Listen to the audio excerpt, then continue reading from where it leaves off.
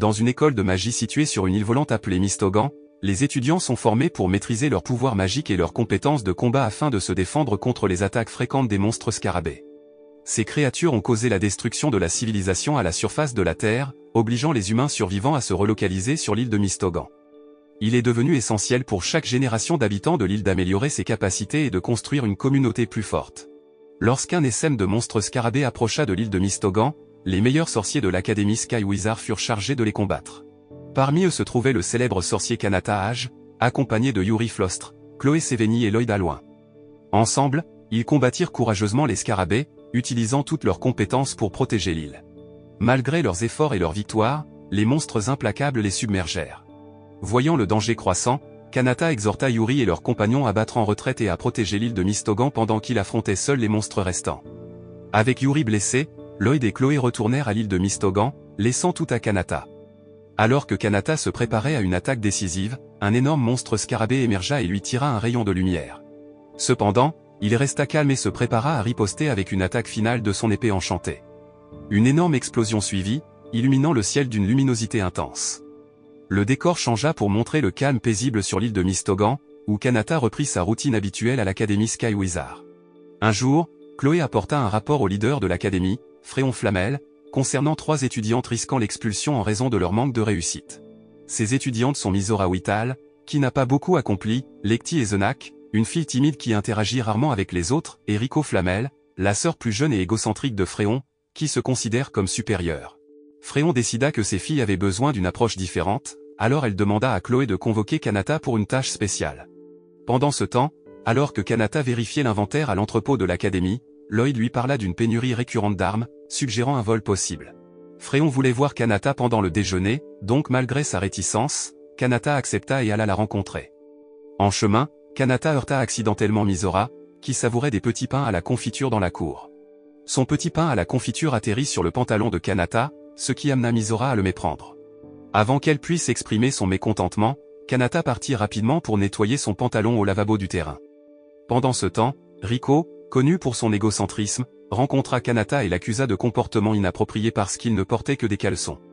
Absorbé par sa propre beauté, Rico supposa que Kanata avait enlevé son pantalon parce qu'il était hypnotisé par elle. Cependant, alors que Rico se retournait pour se vanter de sa beauté, Kanata disparut à nouveau, se dirigeant discrètement vers une salle de bain voisine pour récupérer son pantalon.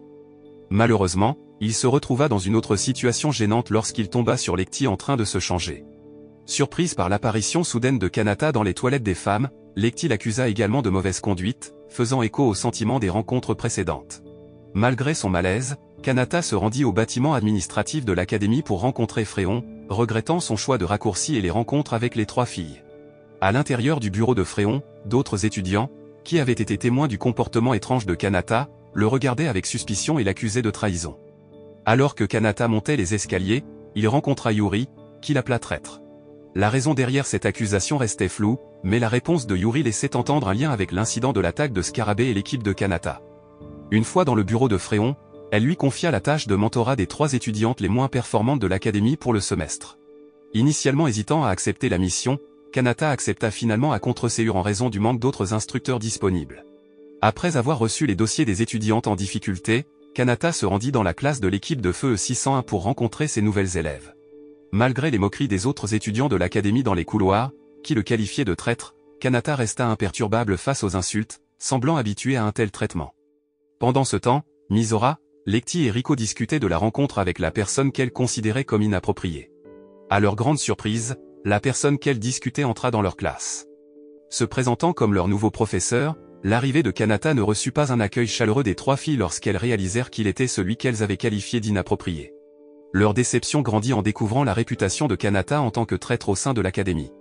Misora exprima en particulier sa réticence à l'accepter comme instructeur, le voyant comme indifférent et ignorant des caractéristiques individuelles. Kanata répondit en montrant sa connaissance de leurs antécédents, recueillis à partir de leur dossier.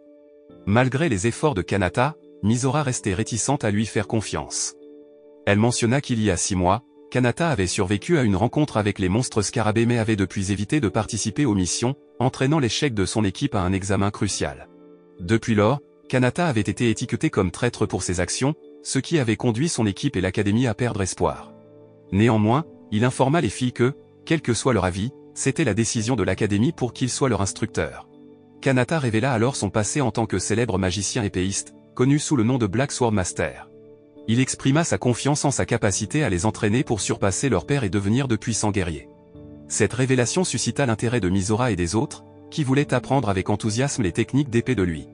Pour leur première séance d'entraînement, Kanata suggéra de tester leur capacité à travers un combat aérien en utilisant des planches volantes. Il leur assura qu'ils pouvaient égaler leurs compétences sans recourir à la magie du vol. Il déclara avec confiance que l'entraînement prendrait fin une fois qu'il l'aurait vaincu. Peu de temps après, Kanata s'éleva dans les nuages, s'attendant à une attaque des 3 filles, tandis que Misora et ses amis le poursuivaient séparément. Il remarqua leur manque de travail d'équipe ou d'approche stratégique. Pendant l'entraînement, Kanata évalua soigneusement les capacités de chaque étudiante pour comprendre leurs forces et leurs faiblesses. Il remarqua la vitesse et l'endurance de Misora, donc il utilisa des tactiques d'évasion pour la défier. Quelques instants plus tard, Lecty apparut derrière Kanata, prête à attaquer avec son épée.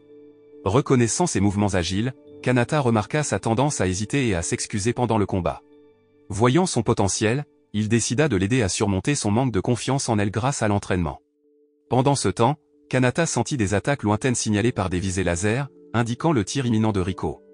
Il esquiva rapidement la balle lumineuse et protégea Lecty de tout danger. Reconnaissant les compétences analytiques de Riko parmi ses étudiants, Kanata comprit ses intentions. Il réalisa que Riko réduisait intentionnellement sa puissance de feu en voyant le danger potentiel pour Lecty. Cependant, Riko hésita à l'admettre, se sentant fier devant Kanata. Pendant ce temps, Misora continuait de chercher Kanata en vain, volant dans différentes directions. Alors que l'après-midi approchait, Kanata décida de mettre fin à l'entraînement de la journée pour donner du repos aux 3 étudiantes. De retour au dortoir de l'académie, Misora et ses amis se sentirent découragés par leur incapacité à vaincre Kanata individuellement. Dans la soirée, Kanata visita leur chambre pour vérifier ses élèves. Cependant, à son arrivée, les filles furent surprises de le voir se changer de vêtements. Réagissant défensivement, elles pointèrent leurs armes sur lui et exigèrent qu'il quitte leur chambre. Le lendemain, Kanata annonça son plan de fournir un entraînement spécial personnalisé à chaque élève. Riko, qui avait une haute opinion d'elle-même, hésita à participer et décida de sauter la session. Sans s'interposer, Kanata la laissa faire comme bon lui semblait, tout en organisant des sessions d'entraînement séparées pour Lecty et Misora. Il demanda ensuite à Lecty de l'accompagner au centre commercial pour acheter un costume de soubrette sexy. Plus tard, Kanata demanda à Lecty de distribuer 100 tracts devant le centre commercial tout en portant le costume de soubrette. Malgré son embarras et sa nervosité, Lecty persévéra dans l'activité dans le cadre de son entraînement spécial sous la direction de Kanata.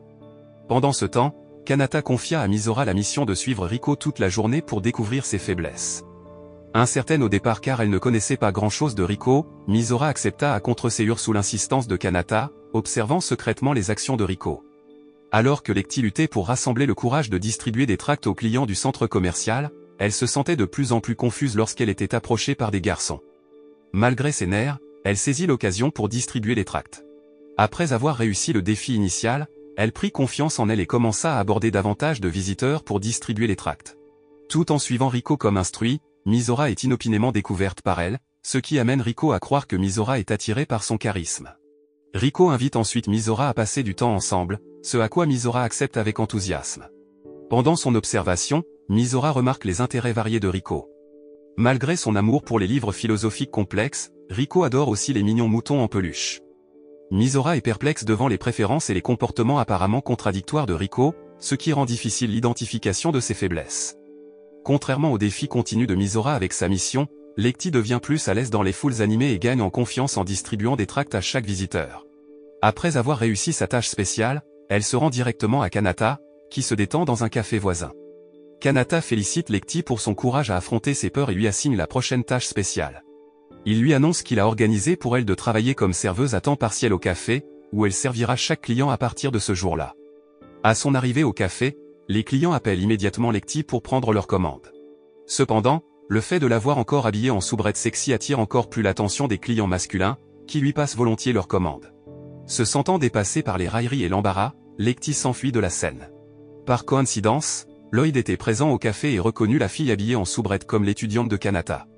Peu de temps après, Misora arriva au café et trouva Lecty cachée dans un ascenseur. Après avoir appris l'entraînement spécial de Lecty, Misora décide de la soutenir en s'habillant de manière attrayante et en aidant à servir les clients au café. Les clients masculins semblaient ravis de leur présence, appréciant l'atmosphère agréable sans frais. En voyant l'habileté de Misora à prendre les commandes et à servir les clients, Lecty est impressionné, admirant la confiance de son ami. Pendant ce temps, Lloyd s'approche de Lecty, lui offrant des conseils sur ses problèmes d'anxiété sociale. Il l'encourage à faire confiance à l'entraînement de Kanata et commence à lui apprendre à socialiser, en commençant par des interactions avec Misora. Au fil du temps, Lloyd devient optimiste quant au fait que Lecty acquérera de la confiance et développera un niveau de confiance similaire à celui de Misora. Encouragé par ses paroles, Lecty devient plus sûr d'elle dans son entraînement et apprend à communiquer efficacement avec les clients. Dans l'après-midi, après leur entraînement spécial, Kanata a traité Misora et Lecty avec de la crème glacée et a suggéré qu'ils se détendent dans le parc de la ville. Au cours de leur conversation, Lecty partagea qu'elle avait compris le but de l'entraînement spécial de Kanata, l'aider à surmonter son anxiété sociale. Pendant ce temps, Misora exprimait sa frustration quant à son incapacité à accomplir la tâche assignée par Kanata. Elle admit qu'elle n'avait pas bien compris ses amis, en particulier les luttes de Lecty avec l'anxiété sociale. Kanata rassura alors Misora qu'elle avait effectivement appris à reconnaître ses propres faiblesses grâce à l'entraînement. Il l'encouragea à reconnaître ses faiblesses et à travailler pour les surmonter. Plus tard dans la soirée, dans son bureau, Kanata plongea dans les dossiers de Misora pour évaluer ses capacités. Il fut surpris de découvrir que Misora se reposait davantage sur ses compétences en épée en combat, même si ses capacités magiques étaient beaucoup plus fortes que son habileté à l'épée. Chloé, qui avait entendu la conversation, fut impressionnée par l'engagement de Kanata à enseigner aux 3 étudiantes. Elle se demandait comment Kanata libérerait le potentiel de ses étudiantes, considérées comme les moins douées de l'académie. Le lendemain en classe, Kanata instruisit Misora de se concentrer sur la pratique des techniques de défense magique au lieu d'utiliser son épée, vu ses piètres compétences en épée. Cependant, elle refusa fermement de renoncer à son épée, malgré les conseils de Kanata. Se sentant découragée par la demande de Kanata, la déception de Misora envers lui grandit. Luttant pour retenir ses larmes, Misora quitta soudainement la salle de classe. Il devint clair qu'elle ne voulait pas se séparer de son épée en raison des souvenirs associés à sa défunte mère, Soci Whittal.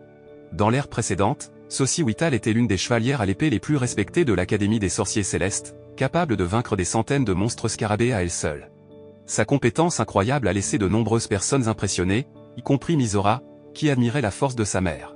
Lorsque Kanata a instruit Misora d'arrêter de s'entraîner avec son épée, elle s'est sentie profondément attristée et a souvent visité la tombe de sa mère.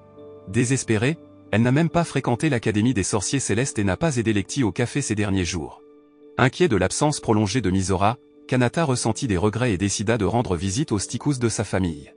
Lorsqu'il arriva, il rencontra le père de Misora, un chef renommé dans la ville. Voyant Kanata à l'entrée, Misora quitta rapidement ses tâches et s'enfuit. Après son départ, Kanata s'approcha du père de Misora et se présenta comme son professeur de l'académie. En voyant une photo de la mère de Misora, Kanata nota la ressemblance frappante entre Misora et sa défunte mère. Le père de Misora expliqua que la photo était leur seul moyen de se souvenir d'elle. Il fut révélé que lorsqu'un chevalier des sorciers célestes comme Soci décédait, les gens les oubliaient automatiquement. Cependant, Misora conservait de nombreux souvenirs de sa mère, partageant souvent des histoires sur Soci avec les autres. Le père de Misora évoqua son éducation, décrivant comment sa mère, occupée par ses devoirs en tant que chevalière des sorciers célestes, s'appuyait sur Misora pour gérer les tâches ménagères.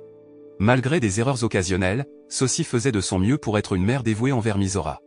Chaque fois que Soci rentrait chez elle après ses devoirs de chevalière, elle faisait un effort pour nouer des liens avec Misora, l'emmenant en vol autour de la ville et essayant de la divertir pendant son temps libre. Chaque fois que Soci devait rentrer, Misora demandait à son père de lui préparer un steak. Cependant, un jour où Misora demanda un steak pour sa mère, son père ne put soudainement plus se souvenir de Soci. Il fut révélé que ce jour tragique, Soci avait été déclaré décédé après avoir combattu un redoutable ennemi. Misora était la seule à se souvenir d'elle. Ce n'est que lorsque les officiers des sorciers célestes sont arrivés pour informer son père du décès de Soci et lui ont remis son épée magique à Misora qu'il se la rappela. Depuis lors, Misora était déterminée à suivre les traces de sa mère et à devenir une chevalière à l'épée compétente. Après avoir appris ces détails, Kanata retrouva Misora au cimetière de Soci et l'encouragea à renoncer à son attachement à l'épée. Cependant, Misora refusa catégoriquement, insistant pour continuer à améliorer ses compétences à l'épée pour honorer la mémoire de sa mère. Pour Misora, abandonner l'épée signifiait perdre son dernier lien tangible avec sa mère et l'oublier essentiellement. Voyant la détermination de Misora, Kanata sourit et lui assura qu'elle pouvait toujours utiliser son épée comme arme. Son intention était simplement de tester son engagement. Avec cette compréhension, il élabora un plan pour sa pratique de l'épée. Encouragé par ces paroles, Misora promit de se concentrer sur l'amélioration de son escrime. Le lendemain, Kanata reprit les séances d'entraînement pour Misora et Lecty, soulignant l'importance de prendre leur entraînement au sérieux. Il inscrivit également leur équipe à un tournoi à venir prévu pour les jours suivants. Kanata rassembla méticuleusement des informations sur leurs adversaires pour élaborer une approche stratégique. Malgré la reconnaissance de la force de leurs adversaires, Kanata restait optimiste et préparait diligemment la meilleure stratégie possible. Contrairement à l'entraînement rigoureux de Misora et Lecty, Rico adoptait une approche plus détendue, assistant rarement aux séances d'entraînement spéciales. Ses tendances narcissiques persistaient car elle pensait que, en tant que figure divine, elle n'avait pas besoin d'entraînement supplémentaire ou de suivre les règles de l'académie. Après s'être préparé de manière approfondie, Rico décida de se détendre dans un café au lieu de se rendre directement à l'académie pour s'entraîner. Par coïncidence, elle rencontra Kanata au café et lui raconta avec enthousiasme sa rencontre avec une figure frappante d'un autre royaume. Au début, Kanata a mal compris l'histoire de Rico, pensant qu'elle avait rencontré un être surnaturel. Cependant, il s'est avéré que la figure captivante qu'elle mentionnait était son propre reflet dans un miroir. Amusé par sa nature égocentrique, Kanata ne put s'empêcher de sourire et accepta de lui permettre de sauter l'entraînement spécial pour les prochains jours. Le lendemain, lorsque Rico arriva en classe, Misora et Lecty lui demandèrent de se joindre à leur séance d'entraînement. Cependant, Rico refusa, affirmant qu'en tant que déesse, elle n'avait pas besoin d'un tel entraînement. Malgré l'insistance de Misora et ses tentatives pour la persuader, en soulignant leur prochain match, Rico continua à décliner, craignant l'embarras potentiel dans une bataille perdue.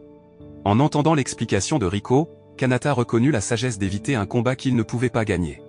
Cependant, il les assura qu'il avait déjà un plan en place pour garantir la victoire dans le match. Ensuite, Kanata invita Misora à pratiquer l'escrime aérienne et lui enseigna une technique secrète à l'épée. Utilisant son épée magique, Kanata a démontré la collecte d'une quantité importante d'énergie magique dans la lame avant de la libérer dans le ciel, créant une puissante explosion. Avec le guidage de Kanata, Misora a tenté la technique et l'a exécutée avec succès dès sa première tentative. Malheureusement, Misora avait encore des niveaux d'énergie limités, ce qui signifiait qu'elle ne pouvait tirer le canon à épée que 3 fois par jour. Pendant ce temps, Rico utilisait son pouvoir de vision clairvoyante pour observer les séances d'entraînement de Misora et de Lecty. Après avoir assisté à la technique de tir de canon de Misora et aux compétences acrobatiques à l'épée de Lecty, Rico a conclu que Kanata pourrait améliorer les capacités des deux filles, qu'elle considérait comme déficientes. Alors que Rico était absorbé par ses observations, Kanata s'approcha soudainement d'elle par derrière pour lui demander ce qu'elle pensait de l'entraînement. Rico a loué l'efficacité de la technique du canon à épée, mais a souligné son défaut en combat, le processus chronophage de chargement de la magie sur la lame, laissant Misora vulnérable aux attaques ennemies. Reconnaissant cette faiblesse, Kanata expliqua que les compétences analytiques de Rico, combinées à la compétence de Lecty en combat rapproché, pourraient la compenser. Il a souligné l'importance du rôle de chaque membre de l'équipe et a insisté sur le fait que la victoire dépendait des efforts collectifs de tous les membres. Par conséquent, il a encouragé Rico à rejoindre l'équipe pour le match, soutenant ainsi ses amis pour assurer la victoire. En entendant l'explication de Kanata, Rico fut surprise car il ne l'avait jamais pressé de participer à un entraînement spécial, ce qui semblait indiquer un manque d'intérêt pour la former. Cependant, Kanata clarifia qu'il se concentrait davantage sur la formation de Misora et de Lecty pour élever leurs capacités au niveau de celle de Rico. Cette reconnaissance remplit Rico de fierté, la poussant à décider de participer à la compétition. Le lendemain, alors que le match allait commencer, Rico et l'équipe se précipitèrent vers l'arène. Cependant, juste avant que le match ne commence, la défense de Mistogan a émis une alerte concernant une attaque imminente de monstres scarabées sur l'île. Par conséquent, le match a dû être reporté, et des préparatifs ont été faits pour évacuer les habitants, avec des chevaliers d'élite des sorciers célestes mobilisés pour combattre les monstres. Chloé, Yuri et Lloyd se sont préparés d'un côté de l'île pour affronter les monstres scarabées, tandis que Kanata a choisi d'aider aux efforts d'évacuation aux côtés des officiers. Peu de temps après, plusieurs monstres scarabées ont franchi l'un des boucliers de l'île, s'infiltrant à travers les failles. Un essaim de scarabées démoniaques a envahi l'île, incitant l'équipe de Kanata à intervenir pour éviter que le chaos n'éclate. En réponse, Misora a imprégné son épée d'énergie magique et a déchaîné un canon à épée sur les scarabées. Cependant, en raison de son manque de compétences à l'épée, elle a eu du mal à contrôler sa puissance, ce qui a entraîné une explosion excessive endommageant l'infrastructure de l'île. Malgré cela, elle a réussi à éliminer certains des monstres scarabées, même si elle a causé des dégâts collatéraux importants. Pendant ce temps, depuis la salle de contrôle, Fréon a instruit les chevaliers de localiser le scarabée chimère ou l'officier commandant les monstres scarabées. Les scarabées se retireraient automatiquement après la mort du scarabée chimère. Fait intéressant, même si Misora a réussi à éliminer le scarabée chimère, l'assaut des forces scarabées a continué. Kanata a spéculé qu'il pourrait y avoir plusieurs chimères orchestrant l'attaque, ce qui indiquerait la nécessité d'en trouver une autre. Pendant ce temps, Yuri et Chloé devenaient de plus en plus inquiets de l'invasion réussie de l'armée scarabée sur l'île de Mistogan. Cependant, Lloyd restait confiant dans la capacité de Kanata à surmonter la menace et à protéger l'île. De retour avec Kanata, il a confié à Rico la tâche d'utiliser son pouvoir de vision clairvoyante pour localiser une autre chimère. Après un balayage approfondi, Rico a identifié un scarabée massif se déplaçant dans une direction spécifique. Suivant les instructions de Kanata, Mizora a été chargé de confronter les scarabées qui franchissaient les défenses de l'île, tandis que Lecty était affecté à traiter les troupes de scarabées infiltrant la ville. Pendant ce temps, Kanata lui-même s'est lancé pour éliminer le scarabée chimère. Soudain, plusieurs troupes de scarabées se sont approchées de Mizora, lui tirant des faisceaux de lumière. Heureusement, Kanata est rapidement intervenu, la sauvant de l'attaque. Ensuite, Kanata a déclenché sa technique d'épée ultime, canalisant toute son énergie magique pour affronter l'armée de scarabées. Avec une vitesse incroyable, il s'est précipité vers le scarabée chimère, libérant un puissant canon sur la créature. Sa frappe décisive a conduit à la mort de la chimère, entraînant la retraite de l'armée de scarabées de l'île de Mistogan. Yuri et les autres chevaliers des sorciers célestes ont enfin reconnu la victoire de Kanata sur la chimère. Avec l'armée de scarabées vaincue, le match d'équipe de l'Académie a repris. Malgré la confiance de Mizora et de son équipe, ils ont été défaits par une marge importante pendant le match. Alors que Kanata avait initialement espéré leur victoire, il n'a pas été surpris par le résultat, considérant qu'il s'agissait de leur premier match. Quelques jours plus tard, le responsable de l'Académie des Sorciers Célestes reçut une proposition de la division de sécurité des Sorciers Célestes visant à améliorer leur programme d'entraînement, le rendant plus réaliste. Suite à l'incident récent de l'invasion des troupes de scarabées, Kanata intensifia le régime d'entraînement de son équipe. Il confia à ses 3 élèves la tâche de faire éclater des centaines de ballons dans le ciel, mais malheureusement, ils eurent du mal à coordonner leurs efforts. Au lieu de collaborer, ils attaquèrent individuellement les ballons en utilisant différentes méthodes. Les tirs de Mizora étaient dispersés dans toutes les directions, Rico montrait une réticence à s'engager dans le combat, préférant se concentrer sur son apparence, et Lecty était submergé par les nombreux ballons qui l'entouraient. Pendant ce temps, Fréon convoqua une réunion pour déterminer les responsabilités des dommages infligés aux installations du centre-ville. Après avoir découvert que l'équipe de Kanata était responsable des dégâts, elle décida de suspendre l'équipe 601 pour quelques jours. De plus, Fréon envisage de retirer Kanata de son rôle d'instructeur en raison de son incapacité à favoriser le développement au sein de l'équipe 601. Kanata est considéré comme peu performant dans la transmission de l'importance du travail d'équipe et des stratégies de combat à ses élèves. Pendant ce temps, l'équipe de Kanata exprime sa frustration en apprenant la décision de l'Académie de les suspendre. Malgré leurs efforts pour repousser l'armée de scarabées, ils ne reçoivent aucune reconnaissance pour leurs actions. Cependant, Kanata reste indifférent à cela et se concentre sur la préparation de son équipe pour le prochain tournoi de Mistogan. Il décide d'inscrire son équipe au tournoi et est déterminé à gagner. Cependant, Kanata est convoqué au bureau de Fréon le même jour, où il est informé de son renvoi en tant qu'instructeur. Néanmoins, il reste impassible face à cette décision, soulignant à Fréon qu'il est le seul capable de former efficacement les 3 filles. Il assure à Fréon que sa décision ne l'affecte pas, réaffirmant son engagement à améliorer la force de l'équipe 601 au-delà de tout autre. Kanata a présenté avec confiance un défi à Fréon, suggérant que si son équipe remportait le tournoi de Mistogan, la sanction de suspension imposée serait levée. Malgré ses doutes sur leurs chances, Fréon a accepté à contreséure le défi. En classe, Kanata informa Mizora et le reste de l'équipe du prochain tournoi de Mistogan et de l'accord conclu avec le chef de l'Académie. Après avoir expliqué la situation, il annonça que le tirage au sort du tournoi aurait lieu le lendemain. Le soir, Fréon, accompagné de Yuri, Lloyd et Chloé, se rendit au centre de recherche des sorciers célestes pour examiner les avancées dans l'étude des monstres scarabées. Ils examinèrent les parties du corps collectées sur la chimère lors de l'attaque récente. Soudain, un chercheur nommé Nuareal remarqua que la chimère qu'ils examinaient cette fois-ci présentait des caractéristiques légèrement différentes, montrant notamment une capacité exceptionnelle à se régénérer. Cette découverte suggérait que la chimère avait évolué en une menace plus redoutable, incitant les sorciers célestes à prioriser et à intensifier le programme d'entraînement à l'Académie de magie. Le lendemain, tous les participants au tournoi se rassemblèrent pour tirer au sort leur numéro de loterie. En raison du caractère aléatoire du système, même les équipes de rang inférieur pourraient potentiellement affronter des adversaires de rang supérieur. Heureusement, l'équipe de Kanata fut associée à une autre équipe de niveau de compétences similaire lors des premiers tours. Pendant leur match, Kanata rencontra Yuri, qui avait inscrit son équipe au tournoi. Malgré l'apparence de force de l'équipe de Yuri, Kanata resta optimiste et déterminé à remporter chaque match jusqu'à la finale. Cette déclaration déconcerta Mizora et les autres filles, qui pensaient qu'elles n'avaient besoin de gagner qu'un seul match. Quelques jours plus tard, un étudiant de sexe masculin de la classe de l'Académie de magie fut soudainement attaqué par un assaillant mystérieux. L'étudiant subit de graves blessures, provoquant la peur parmi les étudiants de l'Académie. Yuri, Chloé et Lloyd furent chargés d'enquêter sur l'incident. Pendant une discussion à un café, Yuri se rappela des événements passés où Kanata l'avait sauvé d'une attaque d'un autre étudiant.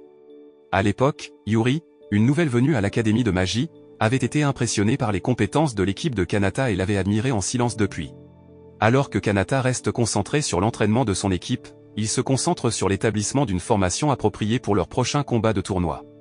Il change fréquemment de rôle et de formation pour souligner l'importance de la contribution de chaque membre. Cependant, Misora et les autres continuent de lutter pour la coopération, choisissant souvent d'agir de manière indépendante. Lors de sessions d'entraînement intenses, Kanata invite l'équipe de Yuri à les rejoindre pour démontrer le travail d'équipe efficace. L'équipe de Yuri fait preuve d'une coopération impressionnante et d'une coordination, ce qui leur permet de vaincre leurs adversaires et de gérer efficacement leurs ressources. En voyant la synergie de l'équipe de Yuri, Misora et les autres ressentent un sentiment de doute, mais l'encouragement de Kanata remonte leur morale. Plus tard, Yuri demanda à Kanata de la rencontrer en privé dans un café, sans se rendre compte que Misora et Lecty les suivaient secrètement, écoutant leur conversation. Au café, Yuri a exhorté Kanata à arrêter l'entraînement de l'équipe 601 et à se concentrer plutôt sur une cause plus importante. Elle a argumenté qu'investir du temps dans une équipe avec peu de chances de remporter des tournois était inutile.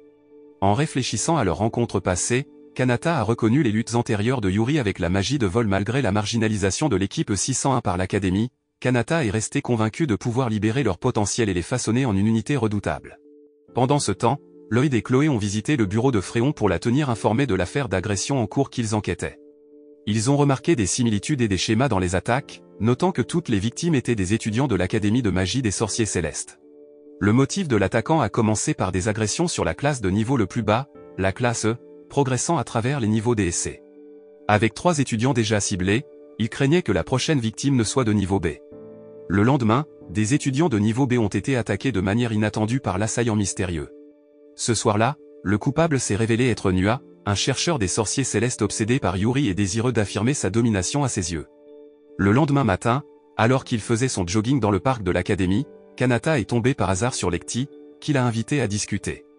Lecty a exprimé des inquiétudes concernant la formation offensive de l'équipe, notant que les attaques à distance de Misora ne convenaient pas à sa position à l'avant. Cependant, elle a trouvé difficile de s'adapter à la position arrière en raison de sa préférence pour le combat à courte portée. Kanata a reconnu ce défi, mais a insisté pour continuer avec la formation pratique car elle serait cruciale dans leur prochain tournoi. Plus tard, Kanata a emmené Lecty au café pour l'aider pendant les heures de pointe, dans l'intention de démontrer le but de leur entraînement. Initialement submergée, Lecty a progressivement compris son rôle en position arrière alors qu'elle s'occupait des clients. Lors de la prochaine séance d'entraînement, Lecty a observé attentivement les schémas d'attaque de Misora et a offert des conseils pour l'aider à améliorer sa précision. Misora s'est concentré sur chaque cible précisément, tandis que Rico et Lecty assuraient la couverture pour les tirs manqués. Grâce à leur travail d'équipe exceptionnel, elles ont finalement trouvé la bonne formation et ont élaboré une stratégie adaptée pour le prochain tournoi. Le lendemain, Kanata a réuni son équipe pour nettoyer et rénover une salle inutilisée, qu'il prévoyait d'utiliser comme quartier général de leur équipe. Une fois la tâche terminée, il a programmé une réunion avec Yuri pour plus tard dans l'après-midi. Pendant ce temps, Lloyd et Chloé ont rendu visite aux étudiants de l'Académie de magie de niveau A qui avaient récemment été ciblés par les attaques. Ils ont spéculé que la prochaine victime pourrait être un étudiant de niveau S ou quelqu'un de statut similaire. En discutant sur un banc du parc, Yuri et Kanata se sont remémoré une conversation passée où Kanata avait suggéré à Yuri de changer son arme pour une lance afin d'améliorer son style de combat. Cependant, Yuri a insisté pour rester avec son épée, ignorant les conseils de Kanata. Soudain, Nua est apparu et a ciblé Yuri pour sa prochaine attaque. Malgré la supplique de Yuri à Kanata de ne pas intervenir, les pouvoirs magiques de Nua l'ont surpassé, la mettant en grave danger. Nua a exprimé son affection pour Yuri et l'a exhorté à lui rendre ses sentiments, incitant Kanata à intervenir et à la défendre avec son épée. Malgré les assauts persistants de Nua, Kanata a réussi à se défendre et à lancer une contre-attaque. Dans un geste désespéré, Nua a continué d'attaquer Yuri jusqu'à ce qu'elle perde connaissance, après quoi il a fui les lieux. Cette nuit-là, Nua était frustré par l'interférence de Kanata avec son plan de capturer Yuri. Soudain, il entendit une voix mystérieuse venant du corps de la chimère à proximité. La voix tentait de manipuler Nua, l'incitant à exploiter son pouvoir pour devenir plus fort. Pendant ce temps, Kanata accompagna Yuri au dortoir des filles pour s'assurer qu'elles puissent se reposer. Se sentant initialement mal à l'aise autour de Misora et des autres filles, Yuri se sentit progressivement plus à l'aise avec elle. Kanata la rassura et lui donna un porte-clés pour apaiser ses nerfs avant qu'elle ne retourne à son dortoir. Le lien entre les 3 filles de l'équipe de Kanata se renforça alors qu'elles s'entraînaient assidûment ensemble pour améliorer leurs compétences. Elles collaboraient plus efficacement, affinant leur travail d'équipe et élaborant des stratégies de combat lors de leurs séances d'entraînement. Le jour du tournoi, Misora semblait distante de Lecty et de Rico, semblant garder quelque chose pour elle-même. Kanata remarqua son changement et s'enquit à ce sujet. Misora admit se sentir comme un fardeau pour ses coéquipières. Kanata la réconforta, lui conseillant d'observer la situation et d'y répondre en conséquence. Pendant le match, Misora manquait de confiance mais se souvint des conseils de Kanata. Elle réalisa qu'elle pouvait agir librement et chargea son épée d'énergie magique, déclenchant une puissante attaque de canon. Cela renversa tous les adversaires, assurant la victoire de l'équipe de Kanata dans le premier match et les faisant passer au tour suivant. Pendant ce temps, Nua menait une expérience clandestine, extrayant le pouvoir de la chimère et l'injectant dans son corps sous forme liquide. Alors que l'équipe de Kanata progressait à travers chaque tour, battant différents adversaires, elles atteignirent le match final contre une équipe dirigée par Yuri. Des rumeurs sur une éventuelle dissolution de l'équipe 601 en cas de défaite commencèrent à circuler, attirant l'attention des médias sur la diffusion du match final. Au début du match final, de nombreux spectateurs favorisaient l'équipe de Yuri, influencés par les perceptions persistantes de l'équipe de Kanata en tant que traître. Malgré cela, Misora et ses coéquipières restaient déterminées à se prouver. Pendant le match, l'équipe de Kanata affrontait l'équipe de Yuri, composée de Lily, Sacha et Greg. Initialement, les équipes semblaient être à égalité, mais l'équipe de Yuri prenait progressivement le contrôle, analysant les tactiques et les schémas d'attaque de l'équipe de Kanata. Le match progressait avec l'équipe de Yuri poursuivant les membres de l'équipe de Kanata, menant à une séquence prévisible qui ennuyait le public, qui s'attendait à ce que l'équipe de Yuri gagne. Cependant, il est vite devenu évident que l'équipe de Kanata avait délibérément orchestré ce scénario. Leur plan était d'attirer l'équipe de Yuri vers un endroit spécifique, préparant le terrain pour que Misora exécute une attaque décisive capable de vaincre tous les adversaires simultanément. Dans l'action, Kanata révéla à Yuri que malgré l'arrivée tardive de son équipe, ils avaient réussi à manipuler la situation à leur avantage. En reconnaissant la stratégie de Kanata, Yuri en reconnut l'efficacité alors que Misora exécutait son attaque explosive, incapacitant tous les membres de l'équipe de Yuri. Avec ce mouvement inattendu, l'équipe de Kanata sortit victorieuse, stupéfiant les spectateurs avec leur victoire. Cependant, la célébration de la victoire de l'équipe de Kanata fut interrompue abruptement lorsque Nua apparut soudainement dans la salle de diffusion, semant la peur dans toute l'arène. Après avoir semé le chaos dans la zone de diffusion, Nua apparut dans le centre de l'arène évacuée, où il s'approcha de Yuri, son admiration se transformant en expression d'amour. Heureusement, Kanata intervint pour protéger Yuri et s'engagea dans une confrontation physique avec Nua, résultant en une blessure à la jambe gauche de Kanata causée par une chaise lancée. Malgré les tentatives de Yuri de riposter, la nouvelle force de Nua lui permettait de la vaincre facilement, brisant son épée dans le processus. Cependant, Misora et les deux autres filles de l'équipe de Kanata restèrent, lançant une puissante attaque laser contre Nua. Malgré les tentatives de Misora de lui tirer dessus avec des balles lumineuses, Nua resta indemne et se transforma en une entité formidable et monstrueuse. La créature resserra son emprise autour de Yuri, la faisant perdre connaissance. Voyant cela, Kanata, désormais enragée et en mode plein pouvoir, déchaîna une série d'attaques avec son épée magique légendaire. Cependant, la créature s'avéra résiliente, déviant les coups de Kanata avec ses tentacules. À un moment crucial, Misora, Lecty et Rico unirent leurs forces, lançant une attaque coordonnée contre la créature. Ensemble, elles parvinrent à libérer Yuri et Kanata de l'emprise de la créature, leur permettant de s'échapper. Cependant, leur soulagement fut de courte durée lorsque Nua lança une attaque soudaine sur Yuri avec ses tentacules. Kanata la protégea, se sacrifiant dans le processus et tombant au sol blessée.